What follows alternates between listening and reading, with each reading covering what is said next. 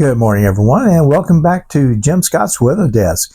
As we move through today, the overall weather pattern across the country remains active with a mix of rain, wind, snow, and cooler air depending on where you live.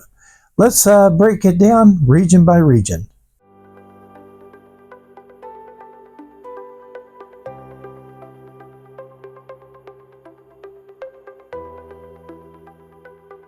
Out west, the storm track stays busy. California, Oregon, and Washington continues to see cloudy skies with periods of rain, especially along the coast and lower elevation.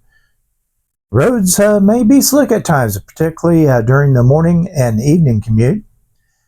In the higher elevation of Cascades and the Sierra Nevada, snow continues and travel through the mountain passes may be impacted.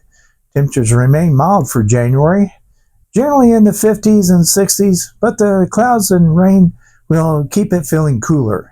Across the Rockies, winter is firmly in control. Expect cloudy skies with scattered snow showers, mainly in the higher elevations. Snow accumulations will be light to moderate, but mountain travel could still be impacted, especially in Colorado, Wyoming, and Montana. Highs stay mainly in the 30s with colder conditions where snow is falling. From the Central Plains into the Midwest, today brings cloudy skies, breezy conditions, and milder temperatures compared to recent days.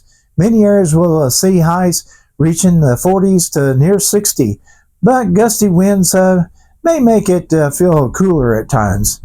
A few scattered showers are possible, but widespread rainfall is not expected during the day. In the Great Lakes and Northeast, clouds hang tough with areas of fog possible, especially early today.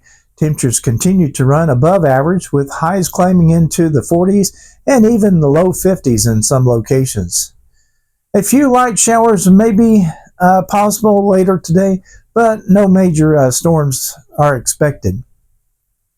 The South remains the warm spot on the map.